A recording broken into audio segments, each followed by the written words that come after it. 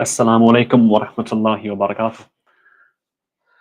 وعليكم السلام ورحمة الله وبركاته. Alaikum assalam. How are you doing? Alhamdulillah. Your name is Alhamdulillah. also Imam Adam.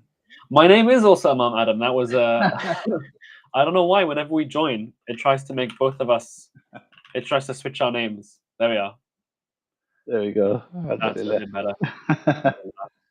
MashaAllah. No confusion. So this is late, not Imam Adam, and Imam. We have the esteemed Imam Adam from the United States with us as well.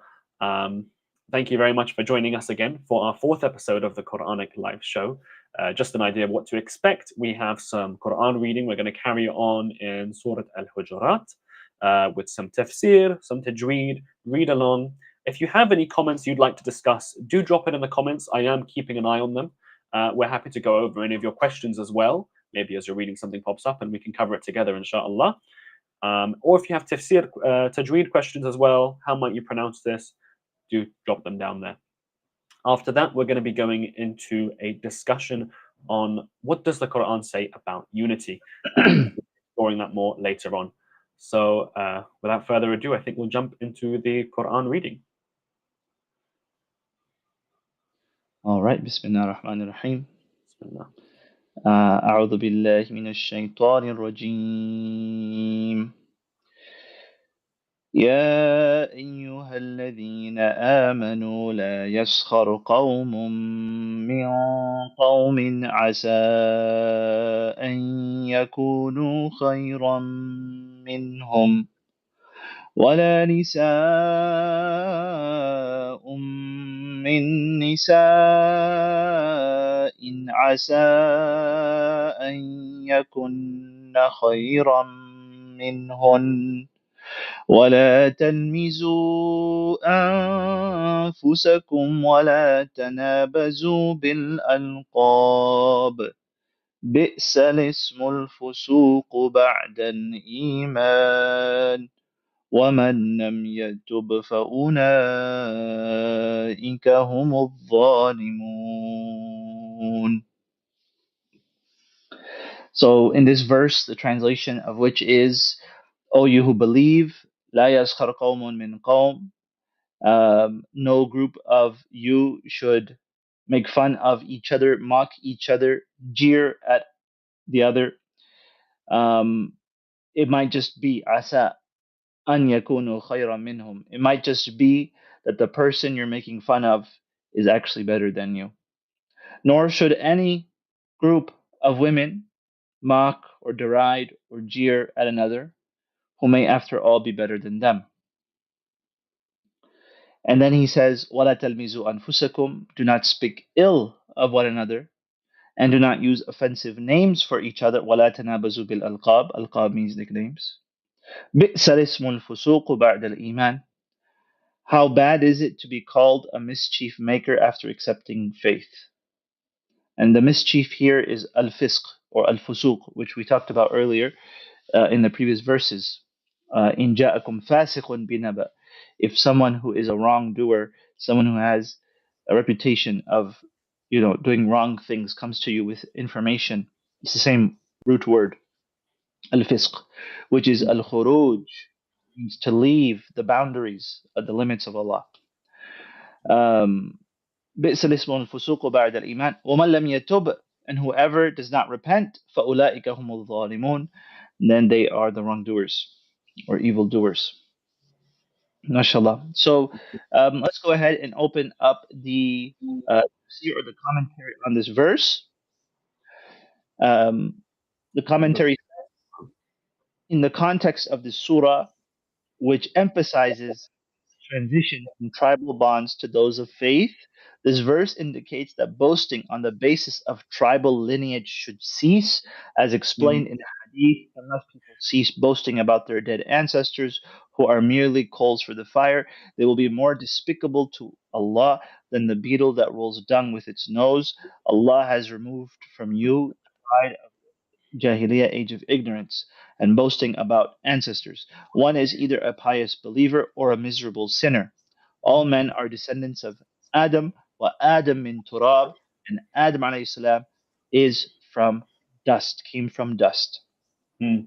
Do not defame yourselves or insult one another with nicknames is said to have been revealed in order to abolish the pre Islamic practice of calling people by derogatory nicknames. How evil is the iniquitous name, meaning the mischief making name, after having believed, warns those who have become believers not to call other believers by derogatory names, or points to the manner in which abusing others in word and deed can undo the benefits of good deeds. On occasion, the Prophet would even change names whose meanings might be negative, as when a man named Hazan or Rough was named Sahal, meaning soft or easy. Mm. So beautiful verses from Allah subhanahu wa ta'ala, and something that we see even till today. The idea of boasting of your tribe or of your Mm. lineage, something which still exists today, especially in the masjid setting. We still have Yeah. this jahiliyyah within us. I don't know if I mentioned this to you, but people were going around, they would do something wrong in the masjid. Someone Yeah. would correct them, and they would say, "Do you know who my father is?" And it's like, and I said in khutbah, I said, saying these words is haram in my masjid. Wow. This masjid, saying these words is haram. Who is your father? No one cares who your father is. Who are you? Who are What would you? you, what would they mean by that? Like, oh my, my father is someone with like My status. father And is a going big to- donor. My father is, done so much for the community. But what have you done? If you've done Yeah. nothing, you don't get to rest on the shoulders of your father. You don't Mm. get anything. You don't get a consolation prize for who your father is. We respect your father, and we Yeah. give you respect because of who your father was. But it's not going to be more than anyone else, and you don't get away with anything that anyone else cannot get away with. And actually, if you've done something wrong, it's actually worse upon you because Yes. someone who Yeah. did something wrong and didn't have a father or mother to teach them properly, and you had a good father to teach you properly, and then you still did wrong. That's Yeah. actually looking worse on you. So the Yeah. last thing you should say is, "Do you know who my father is?" After doing something wrong, you should be ashamed, and you should say, "Oh shoot, I'm so sorry." Yeah. It's there's less So of an excuse, but yeah. these are some of the things that we see in the community setting, which we still have this jahiliyyah within us. Mm. I Um, remember. yes, go ahead. It does remind me a bit outside of the community. I saw this clip recently. I think there was some kind of unrest going on in Turkey because there was the Syrian. I think the Turkish sometimes have an issue. Some people in Turkey have an issue, not all people, with the Syrian immigrants which live in Turkey. And I remember seeing this, and like I've been to Turkey one time, and you'd really feel it. Like they are very, very, very proud of who they are and their past. I've never seen flags bigger than Turkish flags in Istanbul. They were huge. It's like it's all like the Turk, and what the Turk can do. But I've been having some unrest recently because of the immigrants they've had, and there's a bit of a stigma there. But I remember seeing this news anchor. He came on the news and he said, I think what would be quite controversial in Turkish society. He was saying this in Turkish, that no, that a Arab Muslim is better than a non-Muslim Turk. An African Muslim is better than a non-Muslim Turk.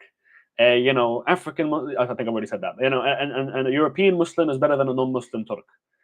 A Muslim Turk are obviously better than a non-Muslim Turk, and it's just this idea that we're not judging people based on where you're from or where you were born or your ethnicity, but rather your value is based in your faith. That represents how you're valued in society, rather than your lineage. My dad is my great grandfather is the Great Turk, which was the Ottoman Empire. Leader. It's I think they can. I was it was intriguing to see that. I'm glad to see that there's both sides of the argument there. I think there's a lot of those kind of core Muslims in Turkey which don't want to see that kind of anti-immigrant sentiment spread. I think it's un-Islamic at its core, because at the end of the day we are, as Muslims, want to offer our homes up for other Muslims in need. But that does remind me of this verse. Jazakallah khair. So yeah, I think, on the one hand, are you allowed to have an identity? Yes, Yeah. you're allowed to have an identity. Um, you're allowed to have an identity. You're allowed to have, you know, some semblance of pride over who you are, but Mm. also acknowledge the priorities, right? You must acknowledge the priorities. Number one priority is your good character. The number one priority is your belief, um, your character, your deeds. That's your Mm. number one. That's your number one. Everything else is number two, three, four, five, six, right? So that's the thing, right? That's the main thing. And so, as you mentioned, um, what's more important is what are you doing and who are you? Prophet ﷺ, he told us, "Man lam yusri' bihi nasabuhu, lam yusri' bihi man lam yusri' bihi amaluhu, lam yusri' bihi nasabuhu." Whose ever deeds are not enough, their lineage will not be enough. Mm. Your deeds are not enough, your lineage is not enough. If your deeds are good, your lineage is good, alhamdulillah, it's a blessing of Allah subhanahu wa ta'ala. Mm. If your deeds are not enough, your lineage is not going to help you at all. It's actually going to be a stain on you that you came from such greatness and you did not amount to anything yourself. You were not able to bring yourself to action to live up to your lineage. Um, so this is what part of what this verse talks about. Another idea is the idea of mocking or jeering or deriding each other. This is not part of Islam. Mm. Um, and always remember that the person who is the subject of your mocking could actually be better than you. Yeah. The person who you mock, the person who you look down on, the person who you belittle could actually be better than you. Mm. That's true. In the sight of Allah, they could be better than you. So that removes the reason to mock, because mocking comes from a sense of superiority. And we talked about in the previous verses the sense of superiority, right? Mm. So the sense of superiority is there when mocking, Mm. but it could very well be, you never know, the person who you're mocking could be better than you in the sight of Allah. And so, Mm. what logical sense does it make to make fun of someone who is actually in the sight of Allah better than you? Mm. And actually, by mocking them, by giving them your good deeds, you give them your good deeds by mocking them. Yeah. And by giving them your good deeds, you make it inevitable that they will be better than you in the sight of Allah subhanahu wa ta'ala. And then he says, um, وَلَا تَلْمِزُوا أَنفُسَكُمْ, do not defame yourselves, um, do not speak ill of each other. This goes back to the idea of ghiba. Mm. And do not use offensive nicknames for each other. This is talked about in the commentary. Mm. Uh, and so do not call each other bad names. Now, if someone become now one common thing that converts talk to me about is Mm. changing their names. And the scholars they talk about this. Even the Prophet ﷺ, he talked about this. If someone has a name with a negative meaning, Yeah. a negative meaning can be the word itself. A negative meaning can be what the word represents, Yeah. how that name was chosen as well. So I've seen people change their name Mm. because the way in which their name was chosen was negative, or the person who it represents was negative. Mm. And so even though the name itself has a good meaning, or not, what I'll say is not negative meaning, not necessarily good meaning, but not negative meaning, Yeah. then they want to change it. Sometimes they want converts want a Muslim name, just Yeah. in a sense of honor, as a sense of Yeah. the information that they want to display. That's perfectly fine, of course, uh, but it's not necessary for someone to No. change the name that their parents gave them if it is not a negative meaning, and we should not force them to do that either. Um, um, just because a name is not Arabic doesn't mean that it's not good. Mm. Actually, many of the prophets' names that we have in the Quran, they are non-Arab. Mm. Ibrahim, Yusuf, Yaqub, right? All of these names are non-Arab names. Mm. Uh, Musa, Isa, all non-Arab names. So yeah, you have to realize that just because the name is not Arabic or Arabicized doesn't mean that it's negative. Mm, Um, something that's like you said, right? A non-Arab is not better than an Arab, and an Arab is not better than a non-Arab. mm, So just by something being Arabic doesn't mean to make that it's better by itself. yeah. Actually, it can be an Arabic name and it needs to be changed because it's not a good meaning. Mm, Because the Prophet ﷺ changed the names of the Arabs who had Arabic meaning names that had negative meanings. mm.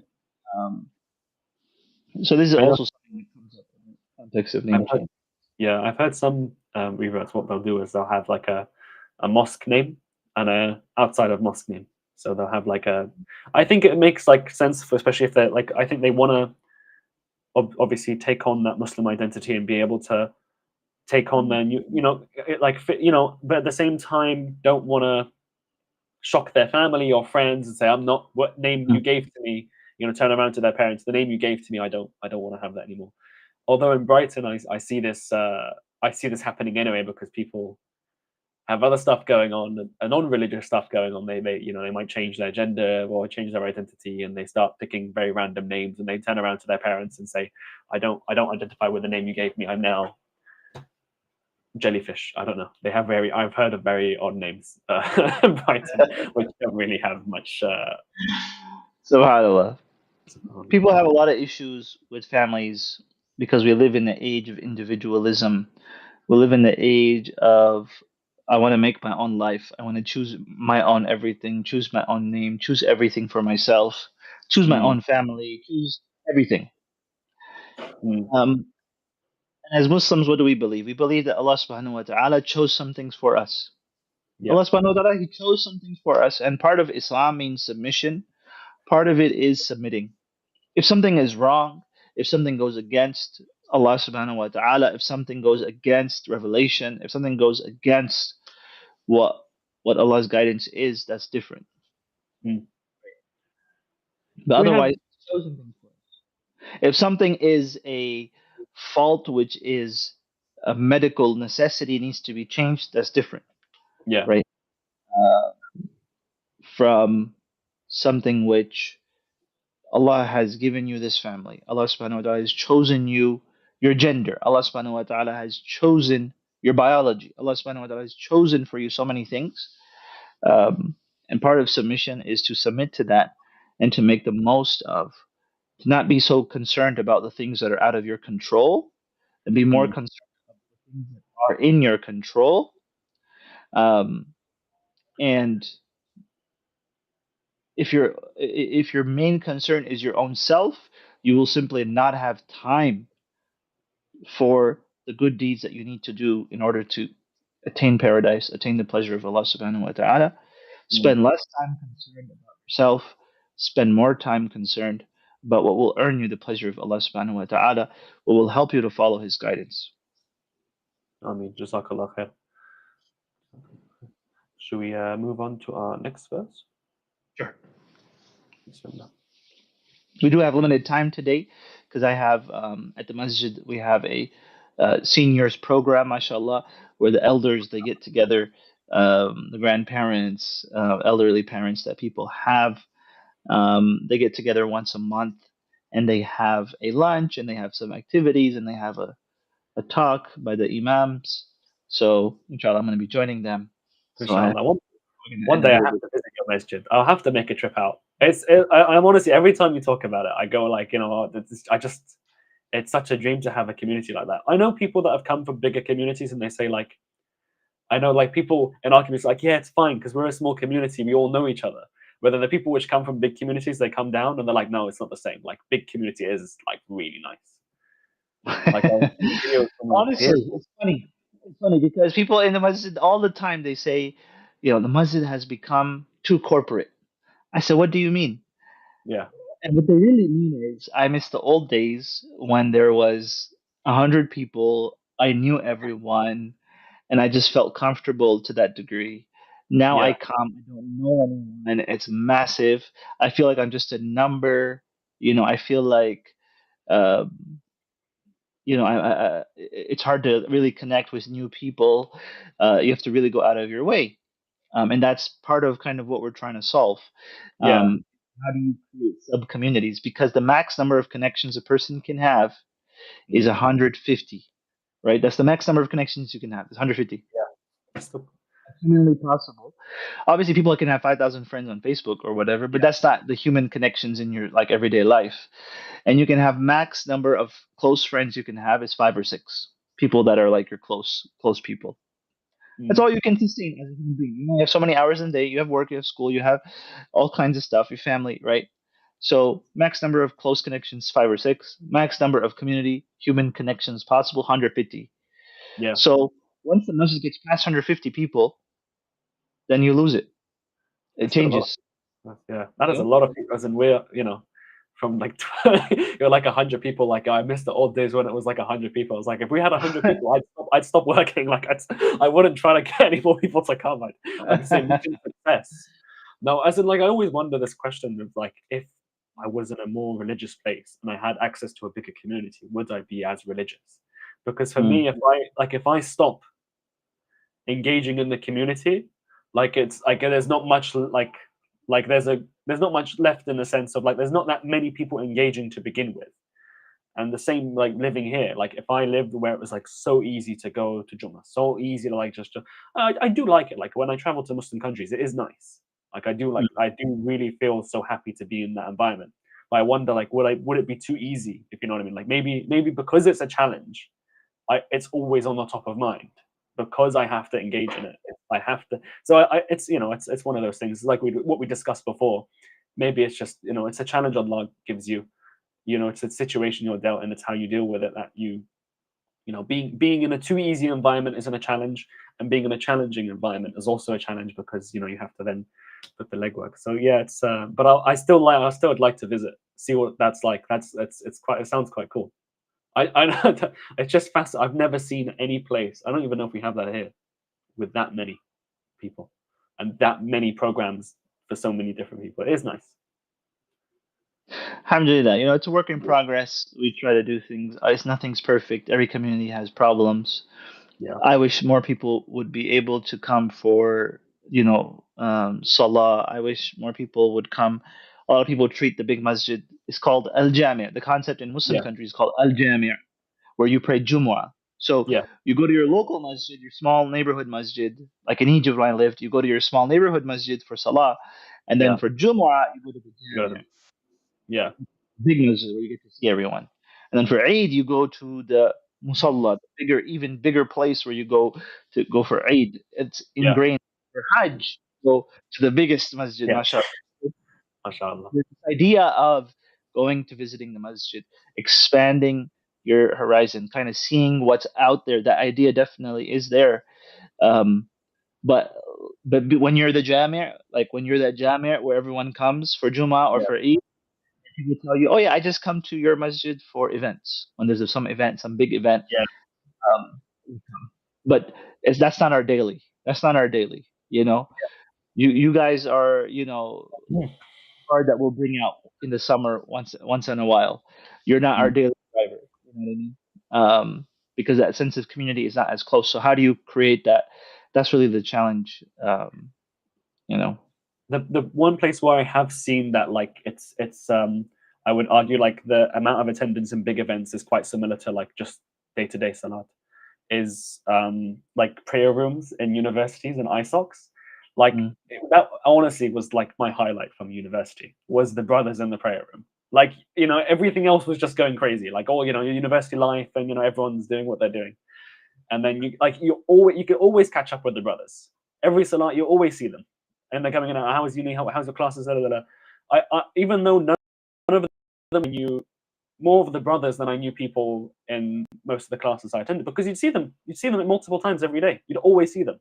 You'd go, you'd have lunch there, then you'd pray together, then you'd do something else. And like everyone, because it's the only space to pray as well. It's not like if anyone's praying at home. You're not at home. You're at university, so everyone prays there, especially if home's far away. So it is like home away from home. That place, it's that like community hub um, Mm. where everyone comes to. Otherwise, praying, how are you going to pray in university? You have to pray in the room with everyone else. I did try what some. I found this trick though. At the top of in big buildings like universities, offices, at least in the UK, this applies. At the top of every staircase, there's a sort of prayer area.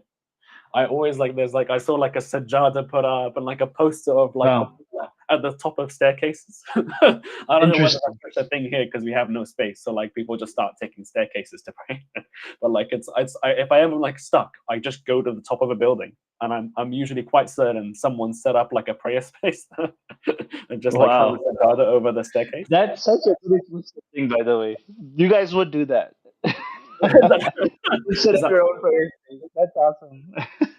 your prayer? Yeah, it's That's unofficial so prayer spots you can find. That's my trick. That's my like hack. nice. If I'm like really stuck, I'll just go to the top of a staircase. It's like crazy. I'll go to there's just like someone's put sajadas down. I'm Someone's like, already done. yeah. Someone's already got someone's already put a little qibla up there, literally a poster saying where to pray. I'm like, I'm sorted. That's cool. Anyway, That's funny. I never. That's awesome. All right. So Bismillah. So yeah, we have about 15 minutes left. So I don't know if we can get into the next verse. What do you think? should we just move to the discussion bit now? Yeah, or we can do the verse and the next discussion next time. Up to you. Okay. Maybe we should do the verse next time. Otherwise, we might Okay. forget between خلاص. next week and next week. Yeah, that's I think fine. we had. Let me just check the comments. Did anyone have anything to say while we were speaking? People were shukr, the most appreciative. Some people were commenting the names of Allah. I don't know if these were names that were in there. And Nur the light, and As-Sami the all-hearing, and Sami, and Ali the most high, and Shukr. No, those are not. We haven't. Those are not in there. Sorry. Okay. Well, This people were was commenting, which is relevant. nice. Nice anyway. Okay. Um, I've just got a few announcements, promos to share with you guys. I'll go back here. So you might have heard last week, but we now have a Learn the Arabic Alphabet book, which really helps you with going from the phonetics of the English language to the Arabic language.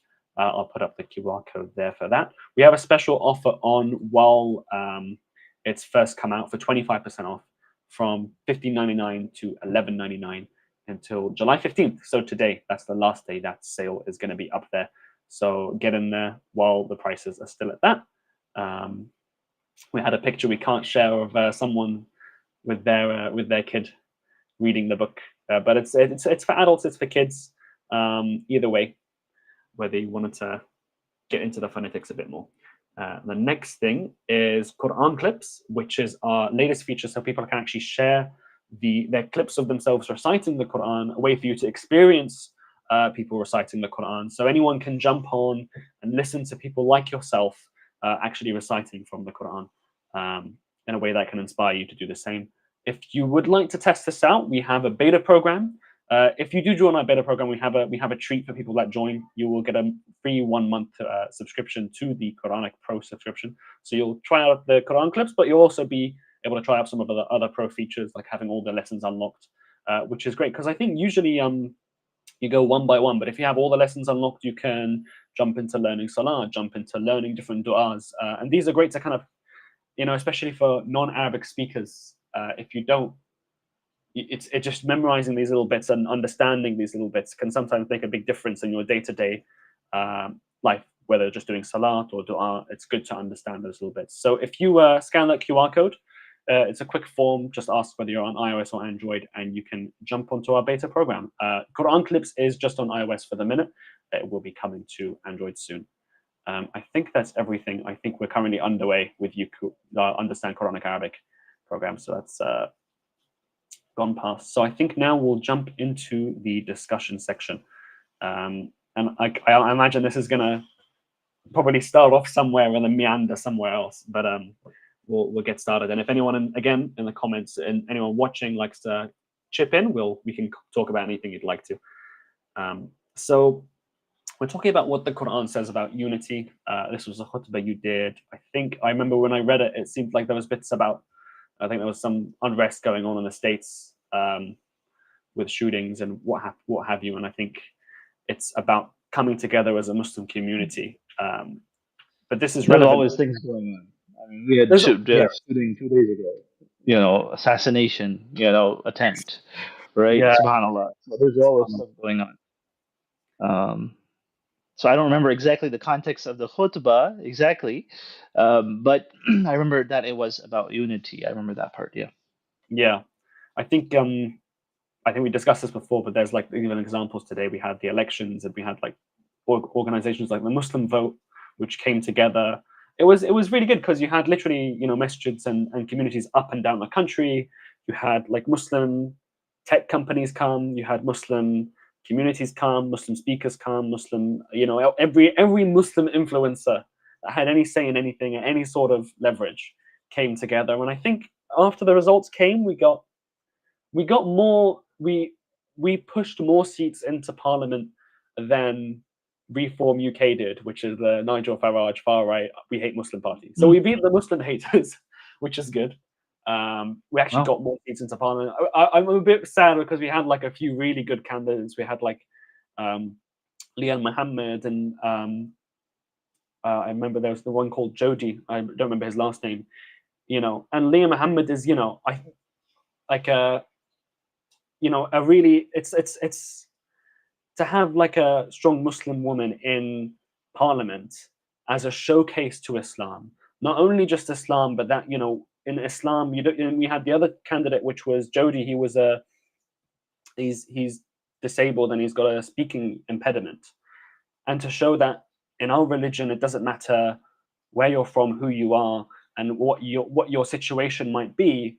We push those people forward, and both of those candidates were incredibly close to winning. They really gave the incumbents a run for their money. And I'm kind of I'm still reeling over the fact they didn't win. They were like a couple hundred away. So that was an amazing example I haven't seen before in the UK of the Muslim community coming together and to come behind people and to push our interest and support our community and what we want to see in the UK and the rest of the world, and push and fight for issues like Gaza. It was a big push, mashallah, and I was that was a big example of that.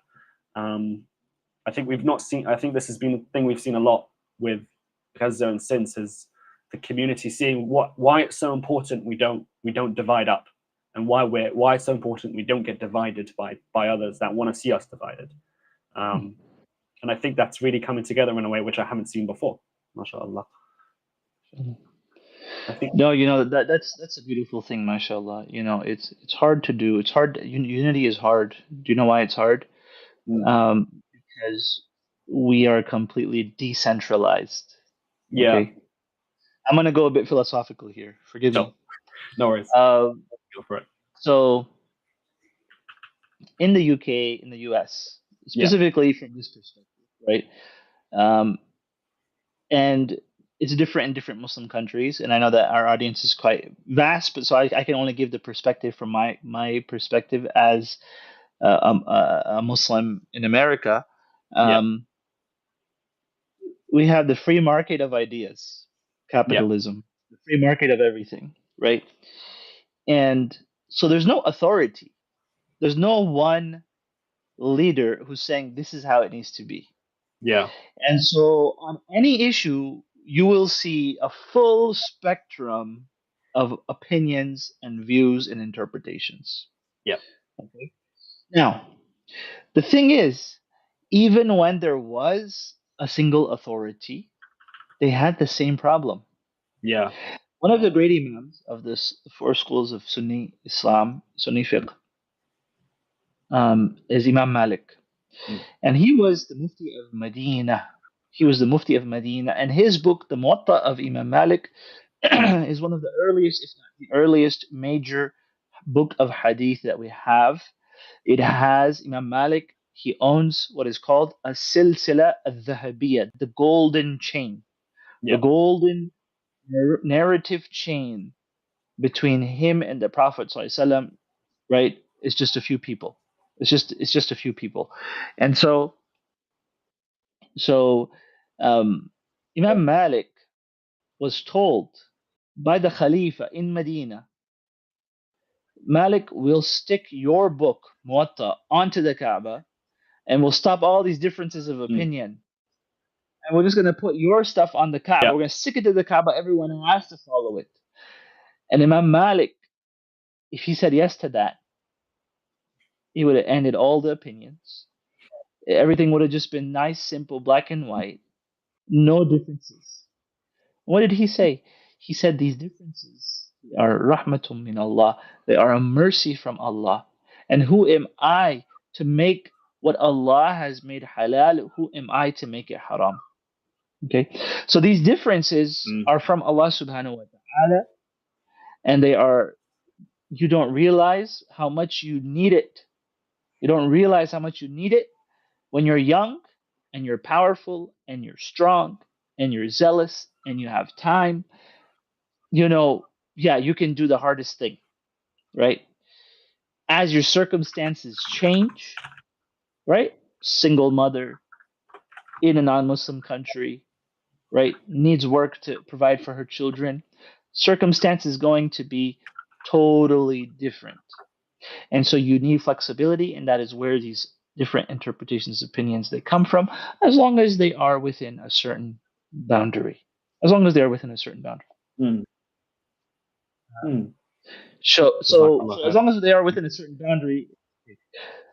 Now, getting to unity. Unity is not us khair. saying that we are going to agree on every issue. That's not what unity is, right? A lot of people think Mm. unity is that you do what I do. Right? Unity is everyone does what Mm. I do. That's not unity. That's like Yeah. a cult. That's just followers, Yeah. right? That's not unity. Unity is Yeah. we find a common issue.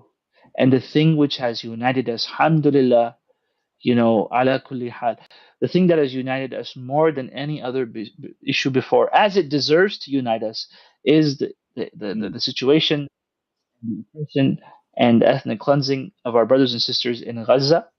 That is the issue that Mm. has united us. That is a common issue. That is a core issue. That if you're against this issue, or you somehow are soft on this issue, or somehow you want to give room on this issue, then you have Mm. aligned yourself with the colonizers. You've aligned yourself with the oppressors. And so this has really been such a uniting thing. And it's been a thing that has brought us so much momentum to make Mm. change and to realize that we can make change, right? If we find the common issues. Mm. And we don't need to focus on the differences. We're going to have differences. This is from the nature of what Allah subhanahu wa ta'ala has given us. And he says, وَاعْتَصِمُوا بِحَبْلِ اللَّهِ جَمِيعًا. Hold all together onto the rope of Allah tightly. وَلَا تَفَرَّقُوا. And don't be differentiated. So why does he say hold on tightly and don't divide? Mm. Hold on tightly and don't be divided. Why not Yeah. just keep it hold on tightly? Don't be divided, meaning don't find ways to become divided, right? Yeah. There's a famous a little story. I don't know how famous it is, but there's a little story that goes, you know, um, there's two men, and one of them is saving the other from the river or from some dangerous situation. Yeah. But before he says it, he's like, "What do you believe in?" He's like, "I'm Muslim." He's like, "Oh, are you Sunni or Shi'i?" He goes, "I'm Yeah. Sunni." He goes, "Oh, are you Maliki or Hanafi?" And he goes, "I'm Hanafi." And he Yeah. goes, "Are you Hanafi from this place or Hanafi from that place?" He's just No. finding reasons Yeah. to divide, right?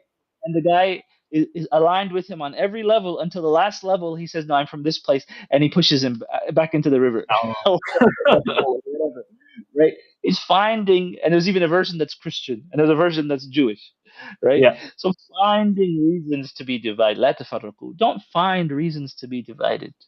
Okay, Yeah. try to find reasons to be divided. Because it's easy. If you look for reasons to be divided, you will find endless reasons to be divided. If you look for Mm. reasons to be united, you will actually find many reasons to be united. Mm. It seems like human nature to just try to just hide in our own comfort zones and just say, look, I'm you, you're you, and we're not going to talk to each other. Let's find ways to be divisive. Um, it's. I wonder how would you. I guess you kind of experience a bit more of this with your like interfaith events you might run at your place as well. We're not big enough to run any of those, but I guess it's same kind of applies even outside of that. Is there's societal problems we face. There's some I see some places in the states they actually find ways to like have common ground on these issues. I like there's some cities where like there's big Christian, big Muslim populations, and they kind of have these common grounds and they actually do things that better both communities. Um, No, And the 100%. Prophet ﷺ had this. Prophet ﷺ had this. He had the constitution of Dastur al-Medina, the constitution of Medina with the Jews and other tribes that were not Muslim in Medina. The Prophet ﷺ had his greatest actually protector was Abu Talib in Mecca, his uncle Abu Talib, who was not a Muslim. So definitely, definitely that exists.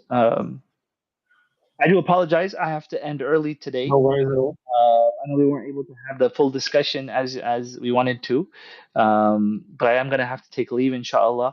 Jazakallah khair, Lace, for hosting. If you want to continue, feel free to continue.